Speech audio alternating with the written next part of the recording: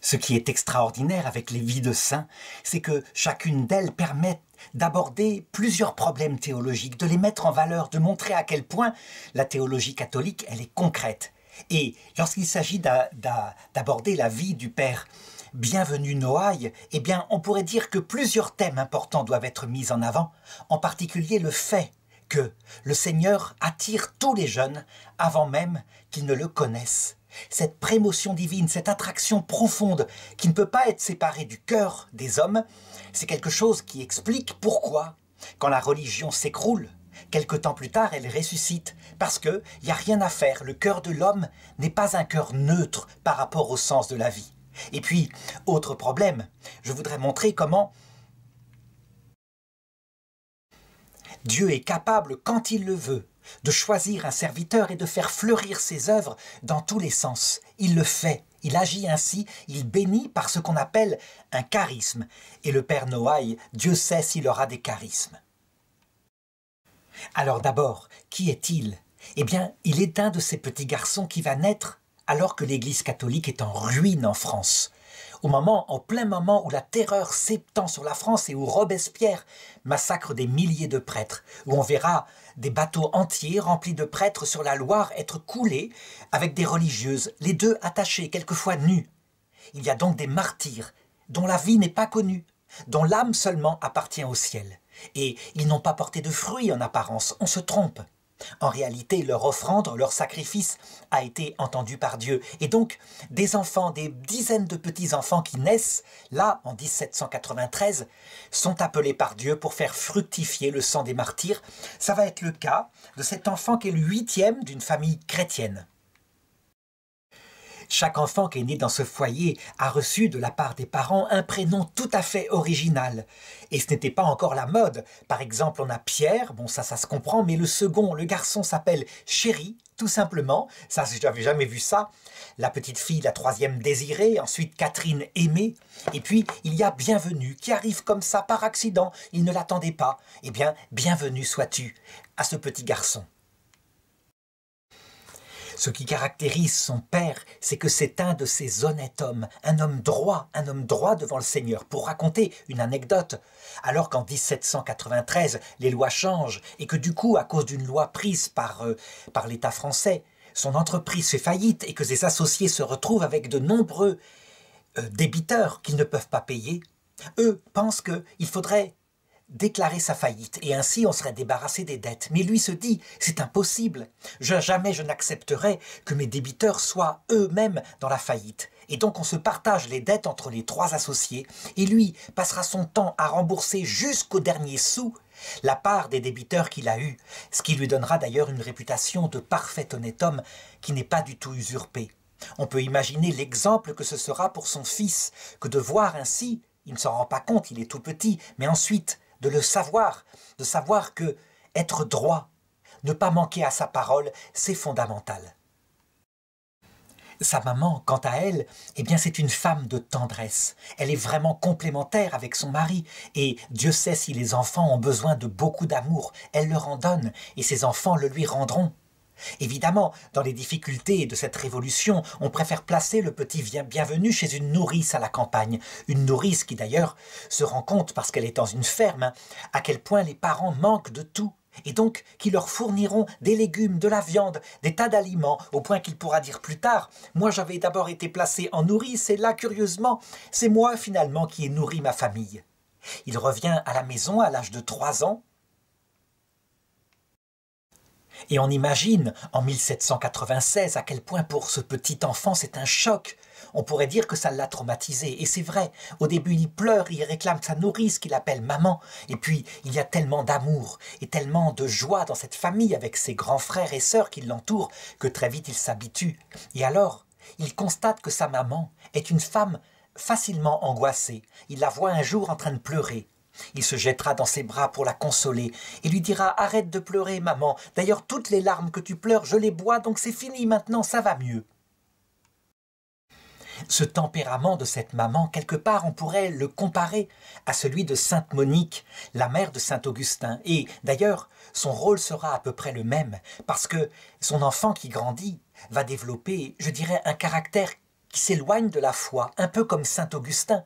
Et ce sera pour elle source d'énormément de soucis, énormément de prières. Elle se dit, mon fils va vers la perdition. Ce petit garçon, lui, eh bien, c'est un peu un casse-cou. Il est extrêmement sportif, il est vivant, il est un chef de bande, un meneur. Pour donner un exemple, hein, quand il a quelque chose comme 10 ans à peine, voici qu'un incendie se déclare dans une maison de la ville où ils habitent. C'est très exactement la ville de Bordeaux, donc à l'ouest de la France. Et là, personne n'agit. Et eh bien, il se précipite. Il entend dire qu'il y a une pauvre femme qui est là, à l'étage, qui ne peut pas descendre. Il prend en main les choses. Là, à 10 ans, il met une échelle, il casse le carreau, et il arrive à traîner la femme, qui est déjà malheureusement cruellement brûlée, et à la faire sortir de la maison. Certes, elle ne survivra pas, mais on voit à quel point il est capable d'héroïsme dès cet âge-là. Et c'est vrai qu'il a un caractère fort, c'est un meneur d'hommes quelque part, et même en classe, on peut le reconnaître comme tel, au point que les professeurs qui sont admiratifs devant sa participation, devant son énergie à travailler, finissent par lui confier des plus jeunes qui ont du mal à travailler. Et ceci, ben, c'est comme le tout dans les tempéraments. Les tempéraments, je l'ai dit, sont neutres, hein, on en fait ce qu'on veut. Eh bien, le fait qu'on lui confie de telles missions va lui monter à la tête et il se prend quelque part pour un petit chef de la classe. Quand par exemple un professeur lui fait une remarque parce que sur un thème particulier il n'a pas travaillé, il s'énerve et je dirais le professeur vient pour éventuellement le sanctionner, il lui lance sur sa blouse son encrier d'encre qui va tacher complètement son encrier. Le professeur furieux retournera chez ses parents pour se faire rembourser. La réaction de la maman devant ce qui était en fait une défense parce que le professeur allait lui donner une gifle, eh bien elle ressemble quelque part à celle de toutes les mamans, celle qu'on voit actuellement. Elle va reprendre le professeur en disant « Certes, mon fils bienvenu a eu tort de vous résister, mais vous devez savoir que j'ai élevé mes enfants sans jamais les frapper, et ce genre de châtiment que vous lui appliquez, eh bien, je pense que ce n'est pas bien, ce n'est pas comme ça qu'on éduque des enfants. » Toujours est-il que, devant le scandale, hein, le fils bienvenu se rend compte que ça va mal tourner, qu'il sera pris en grippe par le professeur. Elle préfère, avec son mari, le sortir de l'école et le confier à un précepteur personnel qui va le prendre en main et lui faire la classe. Les parents vont donc le payer, mais ils n'ont pas fait assez attention à sa mentalité. Il faut dire que c'est un ex-religieux oratorien. Donc ils font confiance a priori s'il est dans l'église, même s'il a défroqué. Mais ce qu'ils ne savent pas, c'est qu'en fait, il a passé la Révolution et qu'il a pris certaines idées violentes de la Révolution, certaines idées libertaires. Ça veut dire que, certes, il est passionnant, hein, il va donner à son élève des livres de toutes sortes, mais il va lui glisser dans la tête des idées qui n'ont rien à voir avec la foi. Il va même peu à peu l'éloigner de la foi que sa maman avait essayé de lui communiquer. L'enfant, lui, il a 12 ans, nous sommes en 1805, hein, il a une grande admiration pour son précepteur. D'ailleurs, il restera ami avec lui toute sa vie. Et les parents, quand ils se rendent compte que ces idées sont maintenant celles de la Révolution, qu'elles sont même quelquefois anti-chrétiennes, alors ils décident de changer de précepteur, d'en prendre un autre, quelqu'un qui pourrait le rapprocher de la foi. Malheureusement, les dégâts sont faits et quelque part à cet âge-là, alors qu'arrive l'adolescence, on peut dire on a arraché de son cœur la présence de Dieu. Et donc, eh bien, il se livre à ce qu'on ferait si on était comme cela. Si on perdait la foi à cet âge-là, il se livre à une vie mondaine. Ça veut dire que, qu'est-ce qui peut le mettre en valeur devant ses camarades? Eh bien, la pratique du sport. Et l'escrime en particulier, un sport qu'il pratique de très bon niveau. Il est une bonne lame, mais c'est évidemment pour briller devant ses camarades. Et puis aussi la littérature. Ça, on pourrait dire que ce professeur a été un peu pour lui comme dans le cercle des poètes disparus, Monsieur Keating, un film sorti dans les années 2000, hein, et qui raconte comment un homme qui dit que ce qu'il faut, c'est vivre une vie extraordinaire parce que demain nous mourrons, et donc développer des valeurs d'art sur la terre. C'est un peu l'éducation qui lui a été transmise.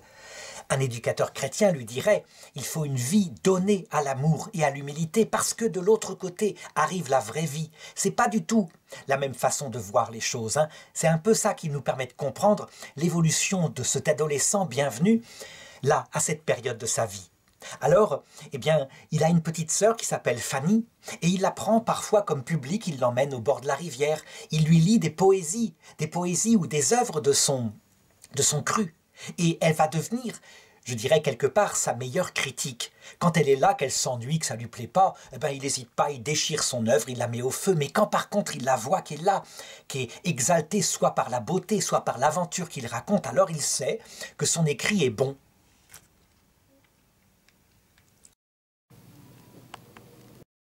Alors, quel est maintenant son rapport à la foi dans cette ville de Bordeaux en 1810, alors qu'il a atteint l'âge de 17 ans? Eh bien, je pourrais dire qu'il la pratique, mais de manière mondaine. Il n'a aucune espèce d'intériorité.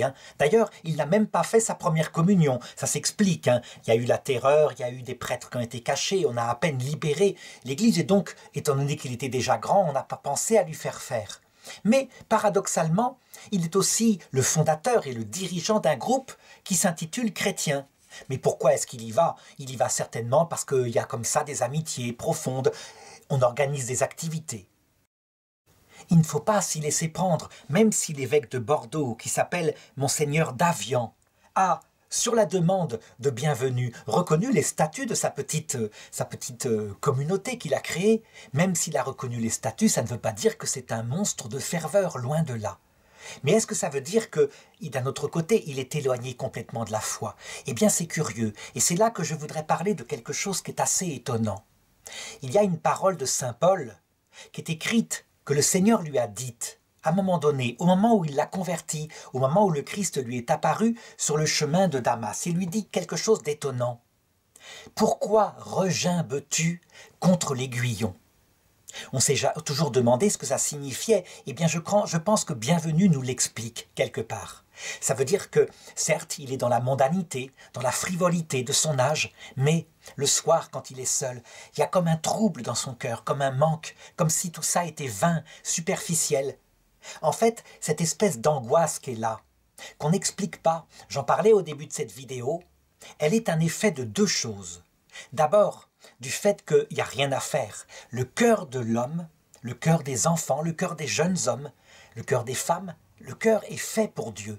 Le cœur profond est fait pour être rempli de la vérité absolue, de la bonté absolue. On ne peut pas se contenter d'occupations comme ça, même si on paraît profondément joyeux quand on est jeune, avec ses camarades, on est plein de sourires.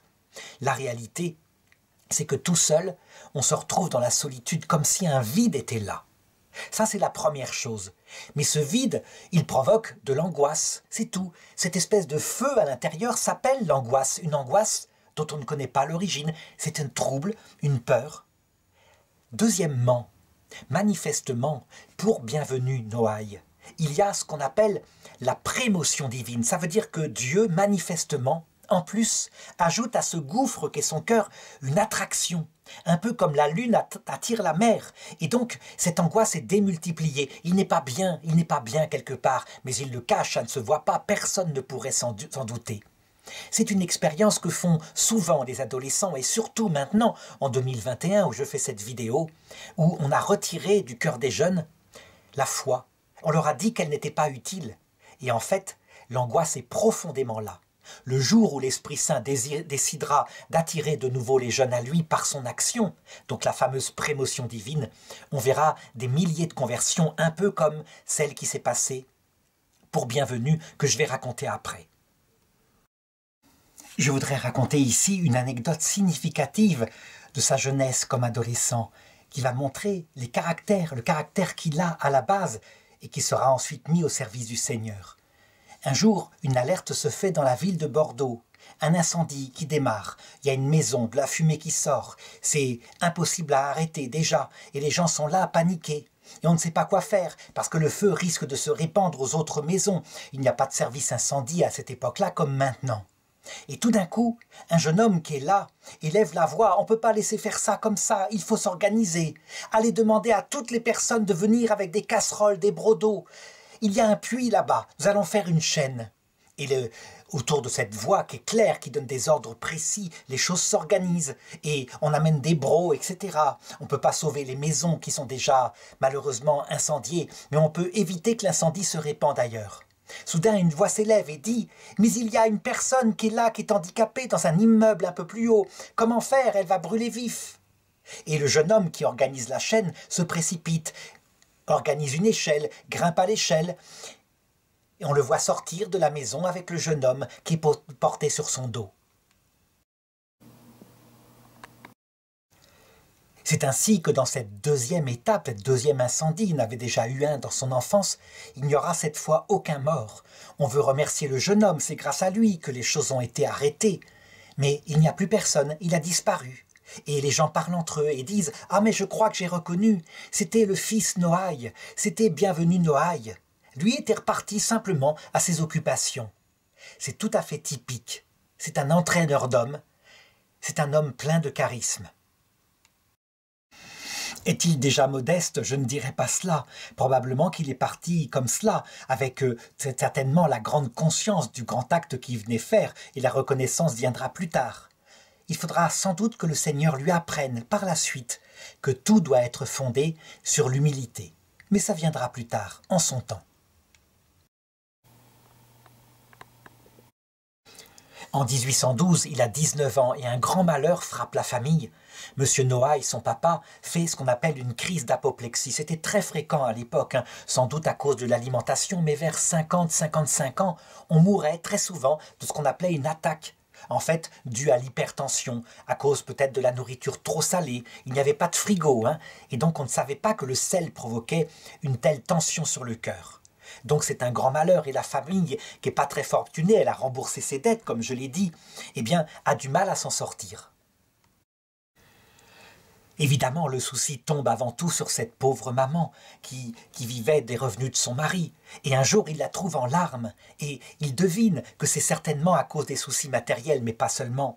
Ça vient des soucis terribles qu'elle se fait pour lui qui fait n'importe quoi, qui va à droite, à gauche, qui s'amuse, qui est mondain. Et alors, là, il lui fait une promesse, mais que je voudrais montrer. Elle n'a pas de tenue, elle ne tient pas. Il lui dit « Ne vous inquiétez pas, maman, je vais me convertir. Je vais me préparer à ma première communion. » C'est certainement sincère, mais si le Seigneur ne vient pas davantage le chercher, ça s'arrêtera là. Je me rappelle quand moi-même j'étais jeune, j'avais peut-être 10, 11 ans, et maman était tombée devant moi dans une crise d'épilepsie. J'avais jamais vu ça, c'était vraiment stupéfiant. Je croyais qu'elle était en train de mourir. Et je m'étais précipité vers le crucifix en disant « Seigneur, je te promets, si elle guérit, j'irai à la messe. » Elle avait guéri. Et je n'étais pas du tout allé à la messe. Ça veut dire que c'est une sincérité immédiate, mais quand le Seigneur ne nous attire pas plus efficacement que par sa simple prémotion, eh bien on ne peut rien faire, on ne peut pas rentrer dans la vie surnaturelle. Alors tout de même, il fait un premier pas, il va voir le curé de la paroisse, qui est un homme intelligent, et qui va réussir à contrebalancer le terrible dégât intellectuel qu'a fait son premier précepteur. Il ne le prend pas comme ça par la piété simplement, non, il le prend vraiment comme un ami, et il lui fait découvrir des livres qui parlent de tout, puisqu'il est intéressé par tout. Et peu à peu, tout de même, il le branche intellectuellement sur la foi. Ça veut dire qu'il lui explique, ou il déblaye en lui, je dirais, les arguments qu'il pourrait y avoir contre la foi. Et ça marche. On peut dire que, pour Bienvenu, il ne faut pas l'avoir par la menace, ou même par l'affectivité, c'est pas ça. Puisque son intelligence a été détournée de Dieu, il faut retourner son intelligence vers Dieu. C'est comme ça que ça marche pour certains. Et de fait, ça va être efficace. Il va faire sa première communion tout de même, et là, il le reçoit d'abord en confession, ce prêtre-là. Il faut que je donne son nom parce que c'est très important, je crois. Il s'appelle l'abbé Dinetti.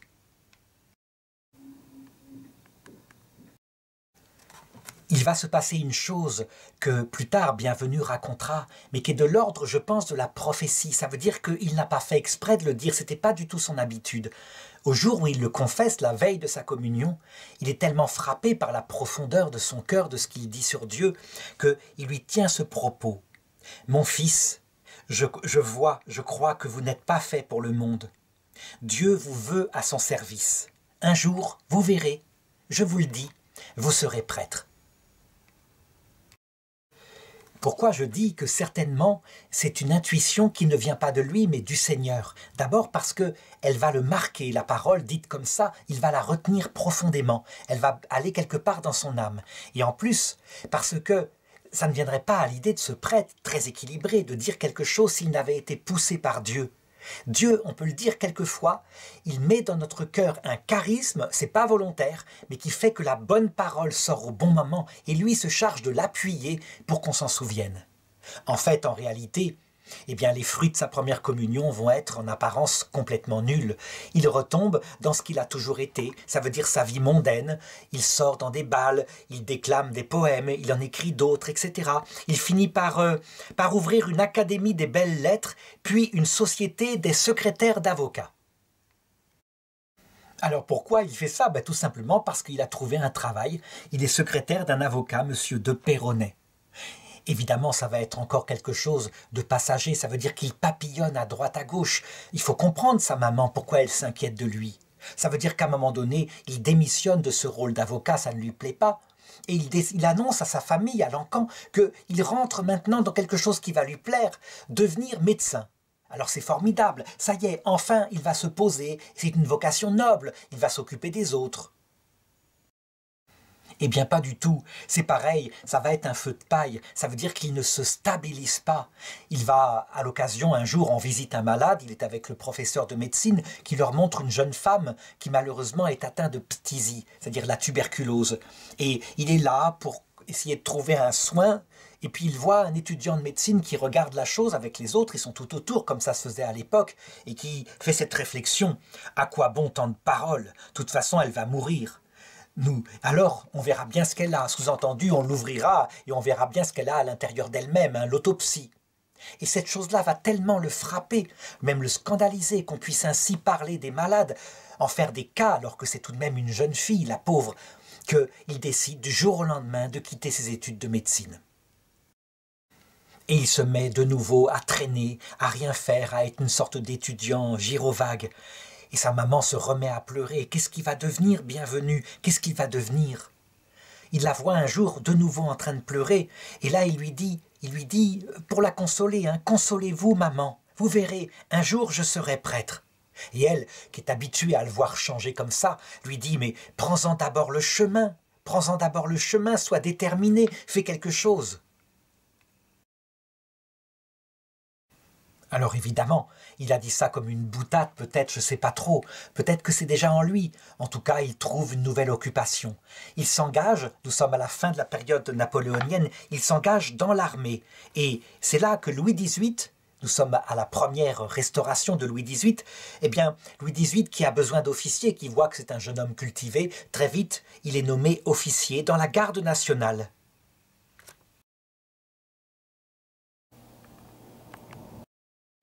Il porte un bel uniforme, c'est quelque chose qui joue beaucoup, on le sait, dans la jeunesse. Et puis, malheureusement, un jour, il est mandaté pour accompagner à l'échafaud 2 frères qui ont été pris, sans doute pour des raisons politiques. Les 100 jours vont avoir lieu bientôt. Et là, il les voit qui sont là, qui prient, qui sont courageux, qui s'encouragent l'un l'autre. Il les accompagne jusqu'à l'échafaud. Et quand il revient, il est dégoûté de ce métier. Ah, on veut lui faire ça, être l'accompagnateur des mauvaises œuvres de la politique. Il renonce, il démissionne à sa carrière militaire. Pour bien montrer comment il est, il a quelque part soif de gloire. Quand Napoléon revient, quand il établit de nouveau l'Empire pour 100 jours à Paris, et que Louis XVIII fuit, eh bien lui, il est assez loyal. Ça veut dire que, étant de l'ouest de la France, il décide de reprendre son rôle d'officier et de défendre Louis XVIII contre les armées napoléoniennes. Donc la politique l'intéresse beaucoup. Il est prêt même à prendre les armes pour combattre, je dirais, l'armée qui est fidèle à Napoléon. Et son frère, évidemment, va lui en dissuader en disant « Mais non, ne fais pas ça, tu es ridicule, tu as un tout petit régiment. D'abord, peut-être que tes hommes ne te suivront pas. » Et il fait bien de le conseiller ainsi, d'être calme, puisque 100 jours plus tard, on le sait, c'est la bataille de Waterloo, et l'empereur démissionne. Alors, on pourrait se dire « Mais comment se fait-il qu'il a pris ainsi le parti contre Napoléon ?» Il faut bien voir qu'à cette époque-là, la France est profondément divisée. Il y a ceux dans l'ouest de la France qui se sont battus pour le roi, et on sait les massacres qui ont eu lieu en 1793, c'est dans le souvenir de chacun. Et puis, ces gens-là se disent que Napoléon, c'est simplement celui qui a fait réussir la Révolution française. Donc on est plutôt contre, et on veut la restauration du frère de Louis XVI, le roi martyr. Donc c'est ainsi qu'après, avec la deuxième restauration, il quitte de nouveau l'armée. Et là, il ne sait pas quoi faire. Et l'avocat dont il a été le secrétaire lui dit « Mais simplement, fais ton droit, va à Paris. Tu fais ton droit, tu deviens avocat, tu verras. C'est un métier qui te plaira. Tu parles tellement bien, tu as tellement de prestance, tu es fait pour cela. » Nous sommes en 1816 et il annonce à sa famille sa résolution. Il ira à Paris pour faire son droit. Alors, on peut penser que la famille est soulagée, pas du tout. Elle sait très bien que c'est peut-être une passade de plus, il a tellement montré cette indécision. Il n'est pas solide, manifestement, ça vient de lui. On ne soupçonne pas, en fait, que ça vient d'autre chose, que ça vient de cette espèce de tristesse qu'il a toujours dans le cœur, comme un appel à quelque chose de plus grand, de plus noble. Mais il y résiste. Pourquoi résistes-tu à l'aiguillon? Je l'ai dit tout à l'heure, c'est ce que saint Paul avait fait lui aussi. Et donc, malgré tout, eh bien, on lui donne un petit peu de finances et il part à Paris. Alors, à l'époque, les voyages se font en diligence. Et il s'avère qu'un camarade qu'il a connu dans sa jeunesse, M. Charrier, est en train lui aussi de monter à Paris, mais pour s'engager dans une carrière. Il veut avoir un brevet d'officier d'artillerie. À l'époque, on recrute énormément dans l'armée, donc pourquoi pas? Et donc, ils vont faire le voyage ensemble, un voyage très agréable, qui passe assez vite finalement, tellement ils ont de choses en commun, ils discutent, etc. Et ça se passe très joyeusement, du moins en apparence, comme le montre la photo précédente. La réalité, je l'ai dit, c'est qu'il ne faut pas se fier à cette joie des jeunes quand il y a ce manque dans le cœur. Le Seigneur ne cesse de travailler son cœur. Ils arrivent à Paris quelques jours plus tard, et là, son camarade va pour retirer son brevet, et lui, il est là en train de traîner dans Paris, toujours avec cette solitude, un peu comme une âme en peine. Quelque chose ne va pas, cette carrière d'avocat, ça ne va pas lui plaire, il le sait de nouveau. Et il voit, en passant comme ça à côté de lui, eh bien, le profil d'une église. C'est l'église Saint-Sulpice, à Paris, dans le centre de Paris. Il se dit, tiens, je vais peut-être y rentrer. Il y rentre, L'église est très silencieuse, il y a quelques passants, des personnes qui prient à droite à gauche. Il voit une jeune fille qui semble sortir d'un endroit, et il voit que ce sont des confessionnaux. Et donc, comme il n'y a plus personne, il se dit, tiens, pourquoi je ne me mettrais pas à genoux? Et il va s'agenouiller devant le confessionnal. À l'intérieur, il y a un prêtre qui ouvre son guichet. On sait comment étaient les confessionnaux à l'époque.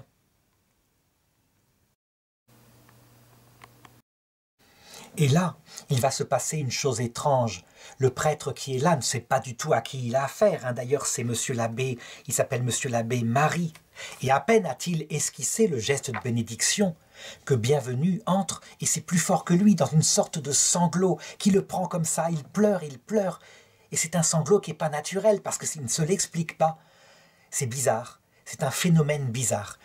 Ce phénomène-là, qu'on a parfois repéré, alors qu'on ne comprend pas, on n'est pas fait pour pleurer, et qui prend comme cela, c'est peut-être toute l'angoisse qui remonte, mais c'est certainement aussi ce qu'on appelle un phénomène mystique extraordinaire. Ça veut dire que le Seigneur, là, l'attendait et est en train de travailler son cœur.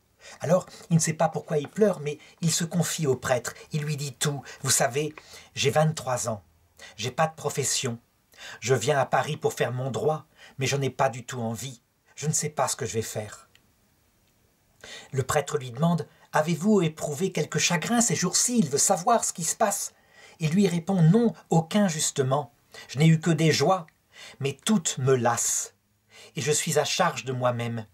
Et je ne sais que faire. Je ne voulais pas me confesser. Je suis entré ici par hasard. Ayez pitié de moi, car je suis le plus malheureux des hommes. Et donc le prêtre qui est là, qui essaye de le conseiller, il y a un rôle pas seulement d'absolution, mais vraiment d'aide psychologique. On peut dire que les prêtres à cette époque-là étaient les directeurs de conscience. Ils lui posent d'autres questions pour savoir ce qui ne va pas en lui. Est-ce que c'est une angoisse d'origine physique, qui est permanente là? Mais non, il voit bien que non. Et il se rend compte très vite qu'en fait, ça porte sur le sens de sa vie, mais pas seulement le métier, quelque chose de plus profond. Et donc, pris par une intuition extraordinaire, il y a l'Esprit Saint dans cette scène. Il lui demande « Est-ce que vous n'avez jamais songé à être prêtre ?» Et lui, surpris, il lui dit « Mais non, c'est impossible, vous ne savez même pas qui je suis. » Et le prêtre lui demande de lui raconter qui il est. Et il raconte toute sa vie. On peut imaginer la vie d'un jeune homme comme ça qui a traîné pendant des années dans les jeux avec des camarades. Il y a la boisson, il y a peut-être des jeunes filles, j'en sais rien. Il lui raconte tout. Et le prêtre ne manifeste aucun scandale, aucune espèce de surprise. Il écoute simplement. Et il lui dit à un moment donné, je pense vraiment que ce que vous éprouvez là, probablement, c'est un appel du Seigneur. Je le pense. Écoutez, arrêtons-nous là. Demain, venez me voir et nous en reparlerons plus longuement. Et donc, Bienvenu quitte cette église. Il est là. C'est une étrange confession. Est-ce qu'il a reçu l'absolution ou pas? Je n'en sais rien, mais il est comme soulagé, comme si tout d'un coup tout devenait lumineux. Il a compris ce qui n'allait pas en lui, comme un appel étrange vers le fait de se donner à Dieu et auquel il résistait.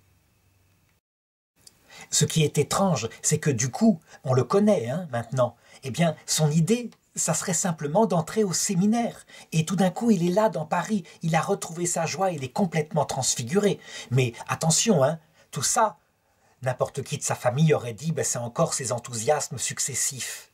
Toujours est-il que le soir, il revoit son camarade qui a eu son brevet, M. Charriez, il l'a en poche. Et là, eh bien, ils se mettent à parler de leur journée. Et effectivement, M. Charriez se rend compte qu'il a complètement changé. Et il lui explique, j'ai trouvé maintenant ce qui n'allait pas en moi, je ne fais pas le droit. Et l'autre lui dit, mais comment ça, tu ne fais pas le droit? T'es venu à Paris pour ça? Qu'est-ce que vont penser tes parents? Non, je ne fais pas le droit, je rentre au séminaire. Et il a raconté plus tard le dialogue qu'ils ont eu ensemble. Son camarade lui répond, mais quand même, c'est pas quelque chose de définitif, qu'est-ce qui t'arrive? Tu as commencé tes démarches, est-ce que tu vas vraiment le faire? Et l'autre lui répond, oui, absolument, j'entre au séminaire Saint-Sulpice. C'est une plaisanterie. Pas du tout, reprend Bienvenu. C'est bien vrai, j'entre au séminaire de Saint-Sulpice, je serai prêtre, c'est tout ce qu'il y a de sérieux. Et son camarade est là qui lui répond, mais enfin, tu n'y penses pas, il ne faut pas te décourager aussi vite, tu as une belle carrière d'avocat devant toi.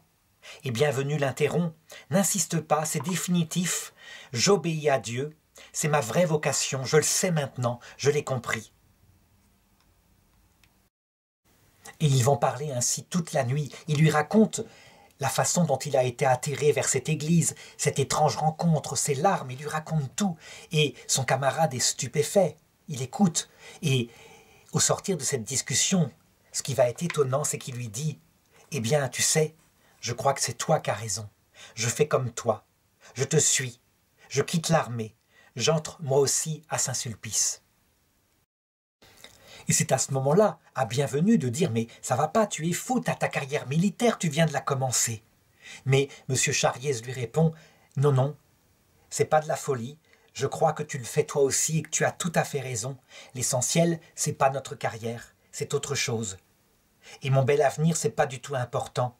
Voilà, j'offre mon épée à la Sainte Vierge et je te suis au séminaire. » Et de fait, ils se retrouveront plus tard à Bordeaux. Ils seront tous les deux prêtres. C'est absolument incroyable, comme ça, en une journée, que se décident deux vocations.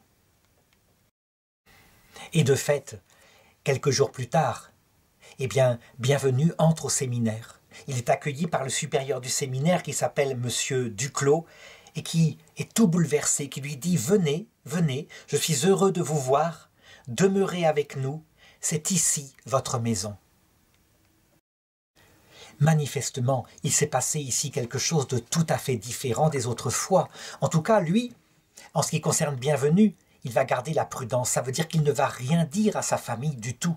Sa famille apprendra bien plus tard qu'il est entré au séminaire et qu'il a renoncé à ses études de droit, sans doute par prudence. Il se méfie de lui-même. Par contre, il arrive à passer à Paris, chez son ancien précepteur, cet ex-oratorien qui l'avait tellement marqué dans sa jeunesse. Et là, il lui annonce sa décision d'entrer au séminaire. L'autre est stupéfait. Et vraiment, il écoute de nouveau ce qu'il lui dit. Et on sait que plus tard, cet homme, dont on n'a pas retenu le nom, mourra en se réconciliant avec la religion. Quand il arrivera quelques jours plus tard, il frappe, il rencontre de nouveau le supérieur et la phrase qu'il lui dit c'est « Me voici mon père ».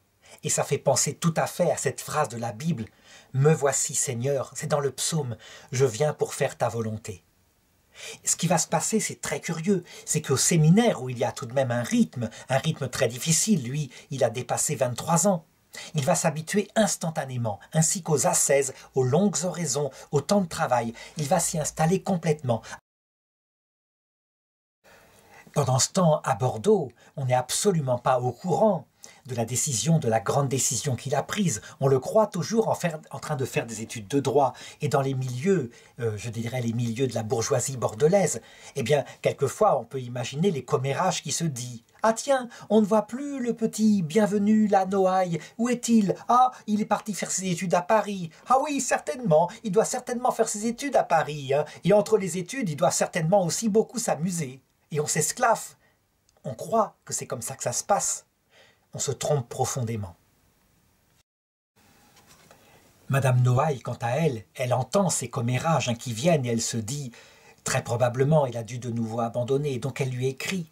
Et au bout de quelques mois, il se décide à lui annoncer la nouvelle. Il lui dit ceci. « Tu sais, bienvenue. » Et c'est sa maman qui écrit. « Je n'ai pas été surprise. Moi, depuis longtemps, je sentais bien que Dieu t'appelait à quelque chose.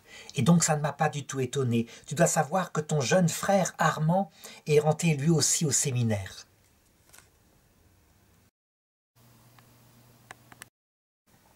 Donc, quand ton frère aîné Pierre m'a lu la lettre que tu avais envoyée de Paris, eh bien tu dois savoir que j'ai pleuré de joie. Et donc je compte sur toi. Continue mon fils. En fait, quelque part, la maman souhaiterait qu'il revienne, qu'il fasse son séminaire avec son frère à Bordeaux. Mais lui, il répond qu'il ne préfère pas rentrer. Bordeaux, il le sait, ce sont les mauvaises fréquentations de son enfance, ce sont tous ses camarades qui l'ont entraîné au mal, à s'éloigner de Dieu. Il préfère rester à Paris, loin de toutes ces mauvaises influences. Il écrit aussi à sa petite sœur Fanny, la confidente de sa jeunesse, celle qui était de son public littéraire, et il lui dit « Je te charge de me remplacer et de distraire tout le monde autour de toi, d'être en quelque sorte ce bout en train dont je ne serai plus le rôle. » Et il termine affectueusement sa lettre en lui disant « Je t'envoie autant de baisers que tu feras de mailles au bas que tu me tricoteras cet hiver. » Au séminaire, on devrait dire qu'il a eu du mal à s'habituer, ne serait-ce qu'à cause de son caractère. C'est un bout en train né, et il peut se livrer à cette joie qui émane de lui pendant les récréations. Mais le reste du temps, on apprend aux séminaristes un certain port de tête, une certaine tenue, une tenue ecclésiastique. Il entre sans problème là-dedans. Si bien que, le 21 décembre 1816, il a maintenant 23 ans, il reçoit la tonsure. Il écrit à sa mère « J'ai eu le bonheur de recevoir hier la tonsure, ainsi je cesse d'être laïque et me voilà prêtre, ou plutôt ecclésiastique. Le bon Dieu ne m'a pas fait attendre longtemps pour me permettre d'entrer dans son sanctuaire. J'espère que j'avancerai aussi vite dans la pratique des vertus que Dieu le demande à ceux qu'il choisit pour devenir ses ministres. » Autant il avait mis de zèle et d'absolu à se donner à des choses mondaines, autant là, maintenant, puisqu'il est dans la voie du sacerdoce, il se donne entièrement, il étudie à fond, il ne veut pas perdre un instant, il sait, il n'a que très peu d'années. Les études à cette époque-là, en cette période post-révolutionnaire, sont très courtes, 2-3 ans. Alors que maintenant, on passerait 6-7 ans à étudier la théologie. Donc il travaille, il le fait même trop. Et puis, il s'impose des pénitences pour vaincre son caractère. Il le fait même sans doute parfois trop. Il faut dire que à cette période-là, l'hiver est très dur, il n'y a pas de chauffage central comme maintenant, et donc ce qui doit arriver arrive, il finit par tomber malade. Une tuberculose, ou peut-être du moins quelque chose qui ressemble. Et donc ses supérieurs se disent qu'il a poussé trop loin la pénitence, et qu'il va certainement le payer toute sa vie, et peut-être même mourir. Au médecin qui l'a ausculté, et qui lui annonce que peut-être il mourra dans 3 mois, il répond « Eh bien, soit, si je dois mourir dans les 3 mois, il faut que j'emploie utilement ce délai.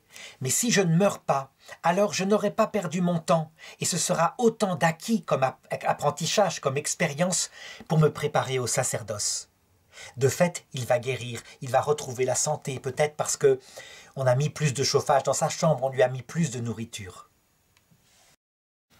Ce qui est étonnant, et ce dont je voudrais parler maintenant, c'est que durant ces dures années de séminaire, eh bien, il devient un ami, un fréquentateur du Seigneur. On lui donne une bonne formation avec la spiritualité française, qui est à la mode à cette époque-là, où l'oraison est au centre de la vie du prêtre, avec l'Eucharistie. Et vraiment, il en vit. Son fondement devient le Christ. Il va s'avérer que les études passent petit à petit et arrive la période où il doit s'entraîner un petit peu à l'apostolat. C'est normal, il y a de la pastorale, il n'y a pas que des études. Et là, on lui confie un catéchisme de persévérance auprès de jeunes. Ce qui va être étonnant, c'est que le talent dont j'avais parlé dans sa jeunesse, celui de bout en train, celui de, je dirais, d'entraîneur d'hommes, eh bien, aussitôt il revient, il se met au service des jeunes. Et quand il parle, c'est étonnant. Mais il y a cette ferveur, cette espèce d'entraînement. C'est comme s'il émanait de lui, comme visible, et les jeunes en sont stupéfaits. Une foi, on a envie de le suivre quand on le voit parler ainsi. C'est comme si la foi se lisait dans ses yeux. Indéniablement, on peut le dire, le Seigneur n'a pas choisi n'importe qui. Il y a un don naturel pour la parole et le Seigneur le recouvre par un charisme. Ça, j'en parlerai tout à l'heure parce que certains se demandent comment se fait-il qu'il a été suivi, enthousiaste, par des centaines de jeunes qui se sont consacrés à Dieu à sa suite. Eh bien, ça vient de cela. Le Seigneur peut recouvrir un de ses ministres d'un charisme en se servant de ses dons naturels. Ce charisme ne dit rien de sa sainteté, mais quand la sainteté est présente, sous-jacente, ça veut dire pour lui, pour Bienvenue Noailles, l'amour de Dieu, un amour intense, et puis l'amour du prochain. Alors dans ce cas-là, les choses se mettent en place et les fruits sont nombreux. Toujours est-il qu'il est finalement ordonné prêtre le 5 juin 1819, il a 26 ans. Donc finalement, on peut dire qu'il n'a pas beaucoup de retard. L'âge habituel, c'est 24 ans, mais c'est pour des jeunes qui rentrent à 18 ans. Et lui qui est rentré si tard, il a rattrapé toutes ces années. Alors, en cette période de reconstruction, il ne faut pas croire que tous les séminaristes d'Issy-les-Moulineaux de Paris sont pour le diocèse de Paris. On a besoin de prêtres partout en France, il faut reconstituer le clergé. Et donc, comme il est originaire de Bordeaux, eh bien, l'évêque de Bordeaux le réclame et on accepte de l'envoyer à Bordeaux où il va être incardiné. Il est reçu, évidemment, de manière extraordinaire puisqu'il revient pour la première fois voir sa famille et il est maintenant en soutane. Et l'évêque du lieu lui confie le vicariat, c'est-à-dire qu'il le nomme vicaire de la paroisse Notre-Dame. Seulement, apparemment, la nomination ne va pas, puisque le nouveau curé de Sainte-Eulalie, qui fait savoir une promesse de M. Dinetti, le prêtre qui l'avait converti, son prédécesseur, réclame ce jeune prêtre pour sa paroisse. Et l'archevêque, Monseigneur Davio, est d'accord. Son grand frère, Chéri, qui sait qu'il aura un traitement très insuffisant, l'Église n'a pas retrouvé les moyens financiers de payer ses prêtres, eh bien, il lui propose simplement de reprendre sa place dans la maison, d'habiter avec eux, et ils se chargeront de son entretien et de sa nourriture. Il accepte bien volontiers.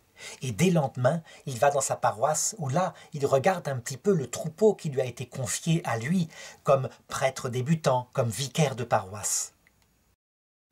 Et là, ce qui va le frapper, lui qui avait vécu à Bordeaux des années et qui jamais n'était descendu dans les quartiers, eh bien il y va.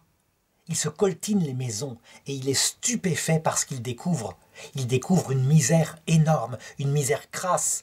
Dans ces années post-révolutionnaires et post-napoléoniennes, le niveau de vie n'a pas remonté, il n'y a pas d'aide sociale, rien n'a été créé. Et il voit des gens qui sont ainsi totalement délaissés. Les maladies, le chômage, il y a aussi la vieillesse. Personne ne s'occupe de cela, sans compter les enfants abandonnés, des hordes d'orphelins qui sont dans la rue. Il y a partout de la misère. Tout est à recréer. Il fait ainsi ses premières armes apostoliques et avec son caractère qui est revenu, ce caractère de meneur d'hommes, ce caractère intelligent, tout se remet en place. Alors, il affrontera tous les cas, il affronte la misère. On le voit par exemple plusieurs fois, qui prend les meubles que son frère chéri a mis à disposition dans sa chambre, qui les passe par la fenêtre pour les donner à un pauvre qu'on a plus besoin de lui. Il va le faire plusieurs fois au point que son frère, qui se rend compte que ça va trop loin, lui dit « Ces meubles-là maintenant que je te remets ne t'appartiennent pas, je te les prête ». Il finit par louer un nouveau logement, et là très vite il rencontre un pauvre mendiant qui est bien plus misérable que lui. Il le reçoit chez lui pour le faire loger avec lui. Mais l'autre finit par retourner dans la rue en disant « Non, je préfère continuer à mendier, ça rapporte bien finalement, j'étais bien libre et heureux avec la mendicité ». Là, dans ses premières armes apostoliques, on va constater chez lui une grande intelligence, une capacité de joie. Vraiment, il est fait pour cela. Il est redevenu lui-même, mais au service du Seigneur. Un exemple, hein, il apprend qu'il y a dans une maison un officier supérieur qui est très malade, qui va sans doute mourir. Mais cet officier supérieur qui a servi sous Napoléon est très anticlérical. Hein. Il est pris par tous ces idées qui ont couru à cette époque-là. Comment faire? Eh bien, très simple.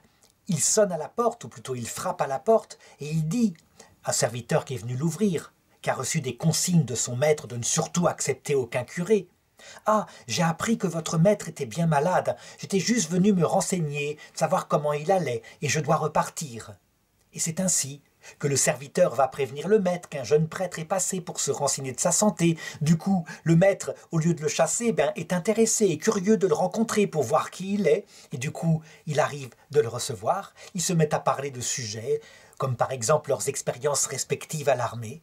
Et au bout d'un certain temps, le sujet religieux vient.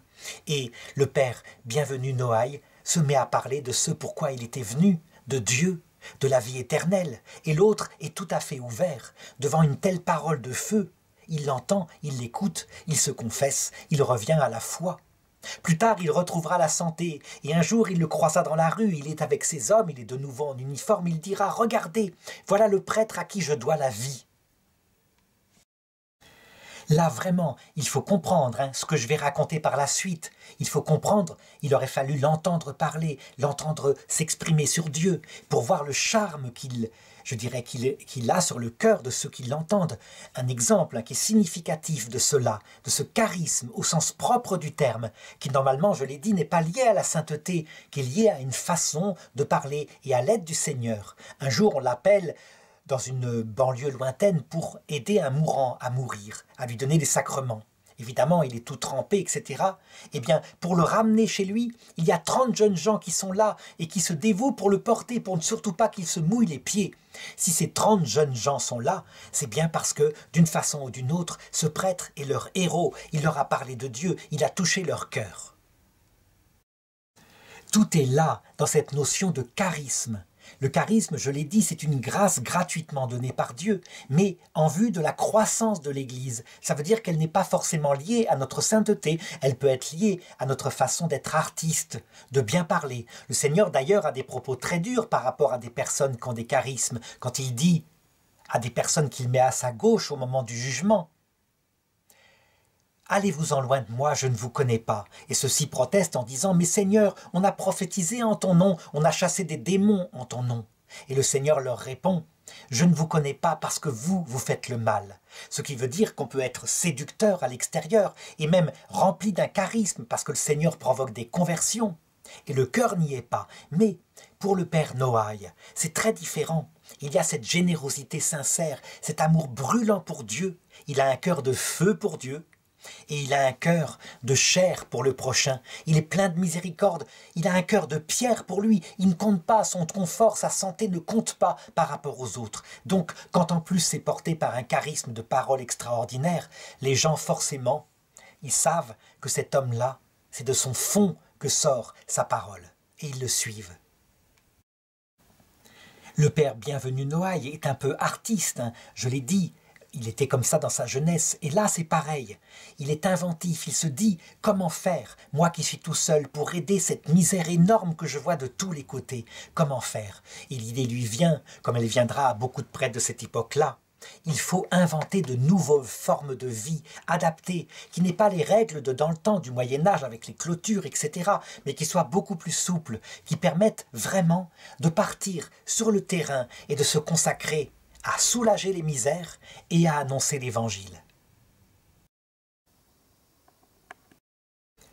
C'est un projet d'autant plus concret que plusieurs jeunes filles qui ont été séduites par sa parole, il faut bien s'en rendre compte, sont venues le voir, se confier à lui, leur ont parlé de leur désir de se consacrer à Dieu. Il y a par exemple mademoiselle de Raquin, qui ne trouve pas dans les couvents de Bordeaux la forme de vie religieuse qu'elle souhaite. Il y a aussi mademoiselle Caroline Romain.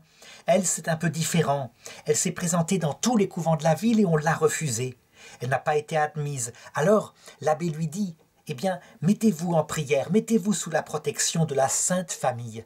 La Sainte Famille, Jésus, Marie, Joseph. Ça lui tient à cœur. Ça aussi, c'est une intuition qu'il a, que l'évangélisation passera par la famille. Et il lui répond encore, peut-être un jour existera-t-il une famille religieuse qui, à l'exemple de la famille de Nazareth, recevra volontiers les pauvres et les faibles et vous pourrez vous y consacrer. Alors évidemment, à un moment donné, quand c'est très concret, il a des personnes qui sont là, qui n'attendent qu'une chose, c'est que quelque chose soit fondé. Il a le projet dans son cœur, il finit par aller trouver l'évêque, l'archevêque de Bordeaux, monseigneur Davian, et il lui raconte ce projet.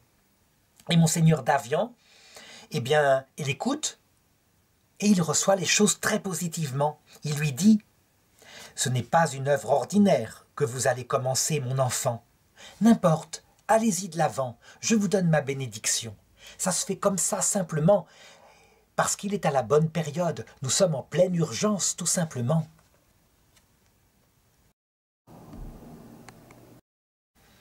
Mais il y a aussi une autre raison.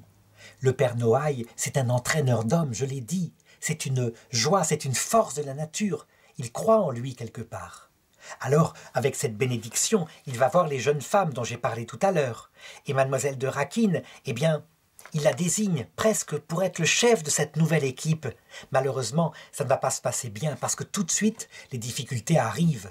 Les familles qui sont là, très raisonnables, qui regardent cette espèce de prêtre charismatique, mais qui n'a pas le moindre sou, disent « mais c'est de la folie, tu rentres dans n'importe quoi, tu vas mourir de faim, tu n'auras aucun revenu, il faut rentrer dans quelque chose de stable. » Ce jeune prêtre-là, on ne connaît même pas ce qu'il est, il n'a pas fait ses preuves. Et du coup, la famille la force à renoncer à cette parole qu'elle lui avait donnée. Quand ça la tienne, il est tout à fait inventif. Il y a dans sa famille sa sœur aînée. Elle lui avait dit qu'elle souhaitait rentrer au Carmel. Et puisqu'il a besoin de quelqu'un de très stable, très solide pour être la chef, la guide de ces jeunes filles, eh bien il va la trouver et il lui propose de rentrer dans l'œuvre qu'il est en train de fonder. Cette jeune fille qui n'a pas du tout le caractère de son frère, qui s'appelle Aimée, eh bien il l'invite un jour à venir assister à la messe. Et là, il célèbre avec toute la ferveur dont il est capable. Et elle a quelque part l'intuition. Est-ce que ça vient de sa finesse de jeune fille? Est-ce que ça vient de Dieu? Toujours est-il que quand il lui parle de son projet à la fin, elle dit « Mais oui, je savais bien que tu me demanderais ça. » Et elle le suit, tout simplement. Et donc, tous ces jeunes gens se lancent. Ils se lancent absolument sans rien. Il y a très peu d'aide. La famille donne un peu d'argent quand elle peut, mais très peu de nourriture, mais ça fait rien. Ils se lancent. Et lui, il est leur prédicateur. On peut dire qu'il assène par la ferveur de sa parole. Il assène l'envie de suivre, et elles suivent toutes. Il fait tout sans ordre, sans plan, sans organisation. Il se remet au Seigneur. Et pour ce qui est de l'apostolat qu'ils devront entreprendre, eh bien, il attend que le Seigneur leur fasse signe. Alors, dans cette misère, quelques anecdotes. Par exemple, à un moment donné, ils n'ont absolument rien à manger. Et une des jeunes femmes qui est là, eh bien, elle trouve dans le jardin des pissenlits. Elle les ramasse, elle les cueille, et puis ils trouvent un peu d'assaisonnement. Ils vont se nourrir de ça. Et ensuite, on se met en prière, on se confie à Dieu dans une totale joie, avec une règle qu'il a commencé à écrire. Quelques jours plus tard, voici le premier apostolat, manifestement, qui leur vient. Une personne, eh bien, leur apporte une petite fille qui manifestement est en danger, et peut-être que son père provoque sur elle des gestes d'impureté.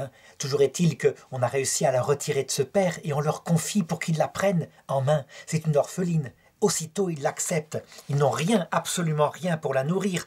Mais lui, devant les autres jeunes filles, il dit « Laissez-la nous, laissez-la nous. Dieu n'abandonne jamais les orphelins, ni ceux qui lui viennent en aide. Et toutes ses sœurs sont prêtes à suivre son intuition et à accepter cette petite fille qui va être le début de l'œuvre des orphelins. L'enthousiasme est tellement fort et la prédication du Père Bienvenu tellement belle que beaucoup de jeunes filles se présentent pour le suivre dans son aventure. Il faut une maison plus grande, la Providence y pourvoit, et quelqu'un même paye le loyer. Alors, elles sont là, c'est complètement désorganisé, au début. Il n'y a même pas de cloche pour appeler à l'office pour mettre semblant de vie commune. Il faut trouver une cloche, mais il n'y a pas d'argent. Et soudain, Aimée a une idée. Puisqu'elles sont maintenant habillées avec un espèce de costume de religieuses, pourquoi est-ce que, puisqu'elles ont besoin d'argent pour acheter une cloche, pourquoi est-ce qu'elles ne vendraient pas leurs cheveux? Ça coûte très cher les cheveux. On les récupère pour faire à l'époque des perruques de tous les côtés et des vrais cheveux de jeunes filles, des cheveux naturels. Ça coûte une fortune. Eh bien, ni une ni deux, elles le font et c'est comme un acte premier de leur consécration à Dieu. On pourrait critiquer le fait que ça démarre comme cela, sans aucun plan, de manière totalement artistique et anarchiste. Eh bien, il y a des critiques et il n'en manque pas. Les gens sont là, qui regardent en se disant « c'est n'importe quoi, ça ne va pas durer ». Mais par ailleurs, la Providence pourvoit. Et jamais ils ne mourront de faim. Un jour, par exemple, eh bien, la sœur cuisinière dit « il faut que je prépare le repas, mais il n'y a rien, il n'y a rien ». Il y a une petite fille qui est là, qui s'appelle Eudoxie, une petite orpheline, qui se dit « mais est-ce que tu as pas quelques sous? Je vais essayer d'aller faire les courses ». Et la sœur fouille dans sa poche et elle trouve 5 petites pièces de bronze qui valent rien du tout. Alors, eh bien, l'autre les prend et elle part au marché, comme ça, avec ces 5 petites pièces, en se demandant ce qui va pouvoir arriver. Et elle est très débrouillarde, elle passe de marchand en marchand en disant « voilà, je cherche de la nourriture pour mes sœurs, mais je n'ai que 5 petites pièces d'argent ». Si bien qu'on se le dit de l'un à l'autre et qu'on lui met dans son panier ici un fruit, ici un légume, et puis finalement tout le monde le sait. Si bien qu'elle revient à la maison, non seulement elle n'a pas dépensé ces 5 petites pièces de bronze, mais elle a un panier énorme de provisions. On devrait, quand on voit de tels débuts, on devrait, avec tant de faiblesse, on devrait arrêter de critiquer comme on le fait souvent. Et d'ailleurs, le Seigneur lui-même, à un moment donné, va décider d'arrêter les critiques. Ça va être ce qu'on appelle le grand signe qu'aura lieu le 3 février 1822 et qui est encore célèbre dans l'Église catholique. Le Père Bienvenu Noailles, ce soir-là, doit aller à Notre-Dame de Lorette pour faire le salut du Saint-Sacrement. Ça veut dire qu'on expose le Saint-Sacrement avec l'ostensoir, et puis à la fin, le prêtre le prend et bénit comme ça la foule, dans un geste sacré qui touche profondément les gens. On peut faire oraison devant le Saint-Sacrement, et on se prépare ainsi à la communion qui aura lieu le lendemain. Il y a là donc les filles de M. de Noailles qui sont venues pour l'oraison, puisque beaucoup de temps est consacré à la prière. Le père Noailles n'a pas pu venir ce soir-là et donc il s'est fait remplacer par l'abbé Delors qui a accepté bien volontiers. Donc il expose le Saint-Sacrement et en plein milieu de l'exposition du Saint-Sacrement, tout d'un coup l'hostie devient comme lumineuse.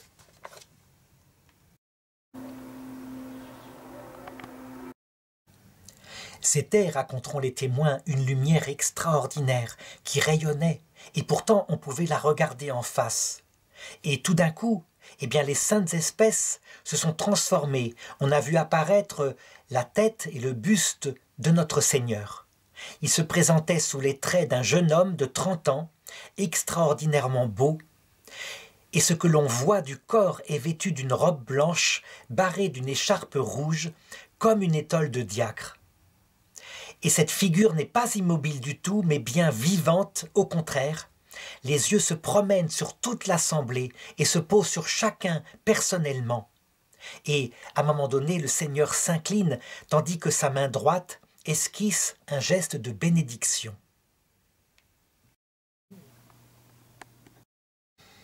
Le phénomène va durer, montre en main, pas 1 minute, pas 2, mais 20 minutes. Et ils sont là, bouleversés, et ils ne savent pas que dire. Le prêtre finit par dire peut-être qu'on ne devrait pas en parler, gardons ça discrètement, c'est peut-être une grâce pour nous, comme ça qui nous a été donnée. Un des enfants qui était présent, évidemment, à ce miracle eucharistique de l'œuvre de Notre-Dame de Lorette, eh bien, ne va pas rester silencieux. Il s'appelle Jean de Gréteau, il en parle à la maison, à ses parents, il dit « mais j'ai vu vraiment, c'était extraordinaire », si bien que la nouvelle se répand partout dans la ville. Elle finit par arriver aux oreilles de l'archevêque de Bordeaux, qui décide de ne pas ébruiter la chose, mais de faire une enquête canonique, carrément. Ça veut dire qu'il envoie des délégués pour interroger tous les témoins du phénomène. Les témoignages sont nombreux, ils se recoupent, ils sont tous les mêmes, tous ont été témoins, c'est pas une hallucination collective. Si bien que le miracle eucharistique de Notre-Dame de Lorette va finir par être reconnu de manière solennelle par Monseigneur Daviau. Et surtout, le fait qu'il a eu lieu auprès des petites sœurs qu'avait fondé le père Noailles, qui lui n'était pas présent. C'était important. Peut-être qu'on aurait pu dire qu'avec son charisme, il avait un peu manipulé ou entraîné ses sœurs dans une sorte d'hallucination collective. Eh bien, les critiques vont s'arrêter. On se dit manifestement, ce qu'il entreprend là est béni du Seigneur. Alors je voudrais parler du coup maintenant de la fécondité extrême qui va sortir du père Bienvenu Noailles. Je l'ai dit, lui, c'est un organisateur, mais en même temps c'est un peu brouillon. Ça veut dire qu'il sérifie un petit peu les œuvres selon le besoin qu'il y a. Par exemple, il y a besoin d'écoles pour les filles, d'écoles avec un noviciat pour les filles, par exemple, de bon milieu. Eh bien, une partie des religieuses, il les consacre à cette œuvre-là exclusivement. Elles seront des éducatrices. Cette œuvre-là s'appelle les Sœurs de Notre-Dame de Lorette. Je viens d'en parler. Et puis très vite, il se rend compte qu'il ne faut pas s'occuper seulement de ces jeunes filles-là, il faut s'occuper des orphelines, c'est très important. Et donc, eh bien, il fonde avec des sœurs qui sont passionnées à s'occuper comme des mamans de petites filles qui n'ont pas de parents, il fonde l'œuvre, oui, la congrégation de Saint-Joseph. Elles s'occuperont uniquement des orphelines. Évidemment, ces orphelines l'adorent et l'ont surnommé le bon père. C'est des œuvres gigantesques, donc Monseigneur Daviau finit par lui donner un adjoint, un prêtre qui vient l'aider dans ses œuvres. Mais ce n'est pas tout. Un jour, le père Bienvenu Noailles se rend à la campagne, dans les vignobles autour de Bordeaux, et il se rend compte que personne ne s'occupe des enfants de la campagne, des femmes. Personne. Il n'y a pas d'apostolat, que là aussi c'est profondément déchristianisé. Eh bien, ni une ni deux, il lui faut des religieuses qui s'occuperont des œuvres de campagne. Et il fonde sa troisième œuvre qui s'appelle les Sœurs de l'Immaculée Conception. Des jeunes filles pleines de zèle qui partent avec 30 francs qu'il leur a donnés et qui là vont réunir les bonnes volontés des mamans chrétiennes pour s'occuper aussi de l'éducation des filles, leur apporter le catéchisme, etc. Son enthousiasme, sa prédication, sa joie communicative fait que plein de bonnes volontés arrivent. Et à un moment donné, qui est-ce qui vient le trouver? Eh bien, ce sont les riches. On vient le trouver et on lui dit « Il n'y a pas que les pauvres qui ont le droit d'être assistés. Les riches sont eux aussi en grande misère morale, particulièrement au moment de la maladie et de la mort. Votre grande famille ignorerait-elle ces malheureux-là, si souvent abandonnés dans leur souffrance ?» C'est quelque chose qui est une intuition très profonde. L'archevêque va dans ce sens-là, lui dit « Mais faites quelque chose pour eux. Il faut s'occuper de toutes les âmes. Pas une ne va moins que l'autre. Et il n'y a pas que les pauvres d'argent. Alors il n'hésite pas. Il fonde les Sœurs de l'Espérance qui s'occuperont de préparer en particulier à une bonne mort les personnes qui ont de l'argent et qui sont profondément abandonnées, souvent spirituellement. »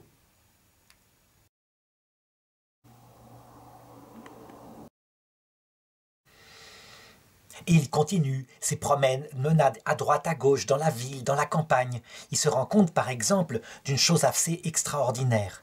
Très souvent, il le voit, quand des parents sont malades, quand la maman est au lit, quand le père est au travail. Personne ne s'occupe du ménage et des enfants à la maison.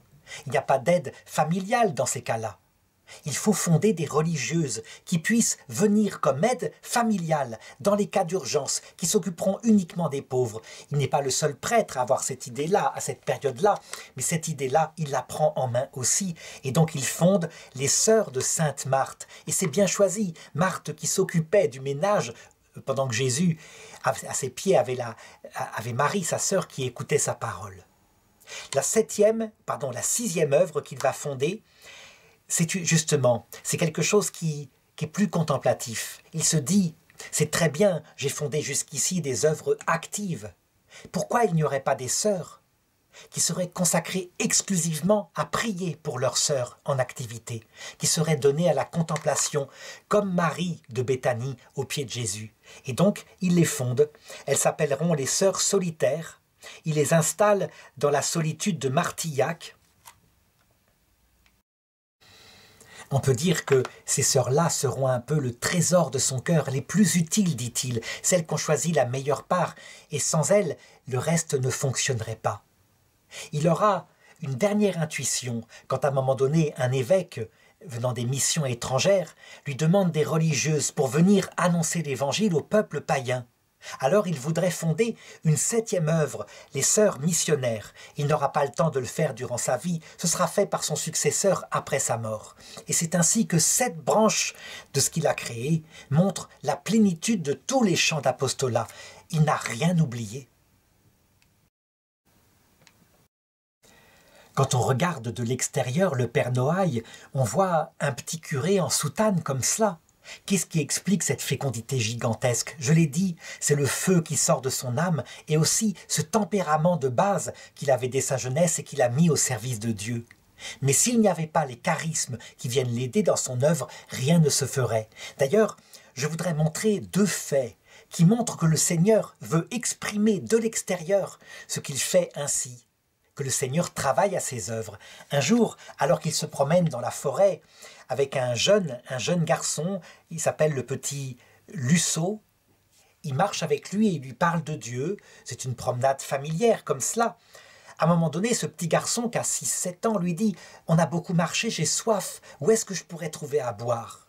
Eh bien, le père frappe le sol avec sa canne là où ils sont, il frappe le sol avec sa canne, il tourne sa canne par terre, et il lui dit « Bois maintenant, tu trouveras de l'eau. » Et le petit garçon écarte la terre, et il se met à couler une source.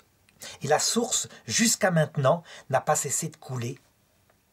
On peut dire que c'est quelque chose qui ressemble tout à fait au miracle qui a eu lieu à Lourdes. Et c'est significatif, ça fait penser aussi à ce qu'a fait Moïse lorsqu'il frappait le rocher, qu'il en sortait de l'eau. Ça indique très probablement non seulement une foi profonde du Père bienvenu, mais aussi l'aide de Dieu qui est avec sa foi et qui fait jaillir tout en source féconde, active. Ce phénomène mystique extraordinaire doit aussi nous rassurer, nous qui actuellement avons l'impression d'évangéliser et ça ne semble porter aucun fruit. Il n'y a pas à s'inquiéter. Il faut garder l'absolue paix, parce que le Seigneur, il fait ce qu'il fait. Quand il veut faire jaillir une source, il fait jaillir une source. S'il empêche une source de jaillir, c'est pour un certain temps, parce qu'il veut faire connaître un temps de désert. Il sait parfaitement ce dont nos âmes ont besoin, et donc l'essentiel, ce qu'il faut toujours avoir en tête, c'est que la victoire, elle sera visible, glorieuse, dans l'autre monde, et qu'il aura fait ce qu'il y a de mieux pour sauver toutes les âmes, soit par un chemin de désert, soit par un chemin accompagné par une source miraculeuse comme celle-ci.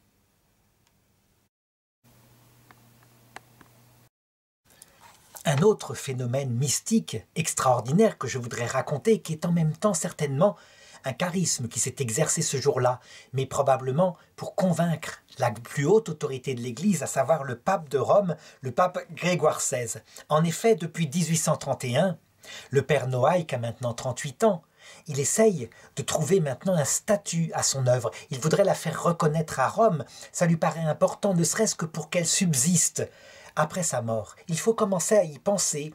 38 ans, c'est jeune, mais en réalité, à cette époque-là, ce n'est peut-être pas si jeune que cela. Toujours est-il que le pape Grégoire XVI accepte de le recevoir à Rome, et là, il y a un interprète. Lui, il parle français, et le pape ne parle qu'italien. Alors, le père bienvenu, Noailles se met à parler. Il expose ce qu'il veut faire, la diversité des œuvres qu'il veut créer. Et le pape est étonné, il se tourne vers son interprète et il dit « Cessez de traduire, c'est bizarre, je comprends tout. » Et le pape se met en italien à s'exprimer au père Noailles. Et le père Noailles dit à l'interprète « Ah, ne traduisez pas, c'est bizarre, je comprends tout. » Mais s'exclame le Saint-Père, on m'avait dit que vous ne compreniez pas l'italien. Et le Père Noailles de répondre « C'est vrai, jusqu'à ce jour, très Saint-Père, mais je viens de comprendre votre italien, comme votre sainteté a compris mon français. » Et tous les deux éclatent de rire. Et c'est bien étrange. C'est sans doute qu'il y a une grande sympathie entre nous. Je pense plutôt qu'il s'est exercé ce jour-là ce qu'on appelle le charisme des langues. Ça veut dire que l'Esprit Saint, comme il l'avait fait à la Pentecôte, a permis qu'ils se comprennent, ne serait-ce que pour que l'œuvre soit bénie. Ce que va d'ailleurs accepter très vite le pape Grégoire XVI. Il questionne beaucoup le Père Noailles sur son œuvre. Il pense qu'avec ce charisme qui est là en train de s'exercer devant eux, manifestement, c'est une preuve que ça vient de Dieu. Alors il le bénit. Il ne reconnaît pas tout de suite. Il va falloir que les cardinaux se mettent au travail, vérifient les règles, etc. Mais il lui dit « Je vous engage à suivre toujours le même sentier, car je ne doute nullement que cette œuvre ne soit celle de Dieu. »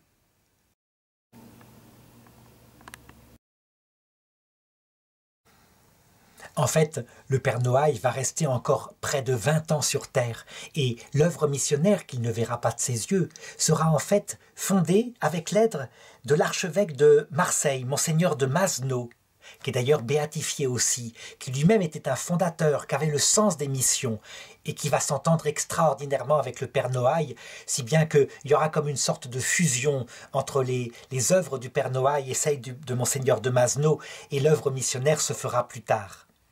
En tout cas, le temps passe et peu à peu, le prêtre est vraiment confiant. Il sait qu'il a une succession, que son œuvre ne périra pas avec lui.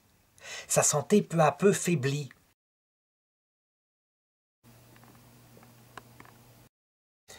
Vers 1855, il a 62 ans, il développe une première alerte, un cancer du nez, enfin du système auditif, qui va être guéri, qui ne va pas durer, mais qui va le priver complètement du goût et de l'odorat, ce qui fait qu'il mange sans rien sentir de rien. Et puis, petit à petit, c'est des problèmes cardiaques qui naissent en lui, une hypertrophie du cœur. Il faut qu'il se ménage. En 1860, il a 67 ans maintenant, une nouvelle et forte crise cardiaque survient. Désormais, on peut dire qu'il est un grand malade. Ses jambes sont enflées. Il fait véritablement ce qu'on appelle de l'hypertrophie. Il y a aussi de l'eau qui sort de ses jambes, ce qui est signe d'une décompensation cardiaque. Il sent à partir de ce moment-là que son départ vers le ciel est pour bientôt. Et comme ça se passe souvent quand on atteint cet âge-là, il fait des petits pèlerinages discrets sur tous les lieux de sa jeunesse, de son enfance. Il va dans sa première paroisse, dans le quartier du Tondu. Et là, il y a un très vieil homme qui le voit débarquer de la voiture et qui le reconnaît. « Monsieur Noailles, vous êtes revenu chez nous. » Et il peut se commémorer les souvenirs de sa jeunesse.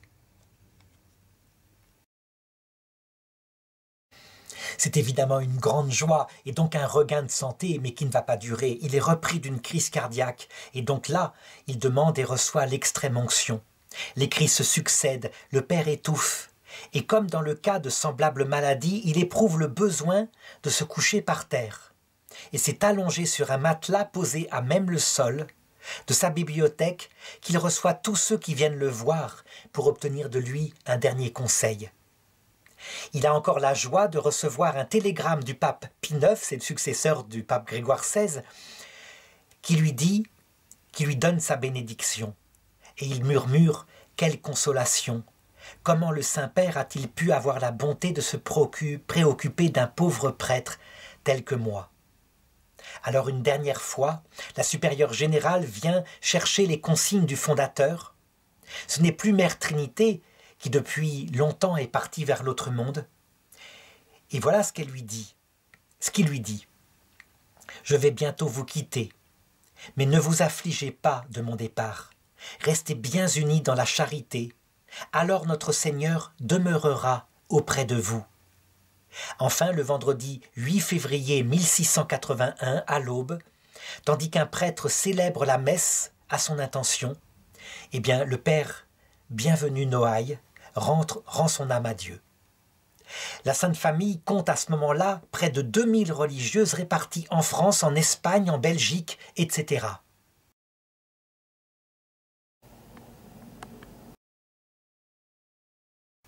Après sa mort, de nouveaux supérieurs vont être élus. qui vont remettre un petit peu de l'ordre dans cette espèce d'organisation un peu anarchiste qui lui venait comme ça de son esprit artiste, mais qui était merveilleux quelque part. Et ça va donner finalement, c'est le cas actuellement, un arbre qui possède, on peut le dire, un tronc à la base, qui est la contemplation. Ça veut dire les sœurs contemplatives, celles qui sont solitaires. Il y a les sœurs qui sont consacrées aux orphelinats, on les appelle la communauté Saint-Joseph. Il y a celles qui s'occupent des œuvres d'éducation, toutes les œuvres d'éducation, les écoles de campagne, dans les villes, on les appelle les sœurs de l'Immaculée Conception. Il y a celles qui sont vouées aux soins des malades, donc les infirmières, mais aussi celles qui accompagnent les mourants, on les appelle les sœurs de l'Espérance. Et enfin la quatrième branche qui est celle des missionnaires, qui est la dernière née, celle qui n'a pas vu de son vivant.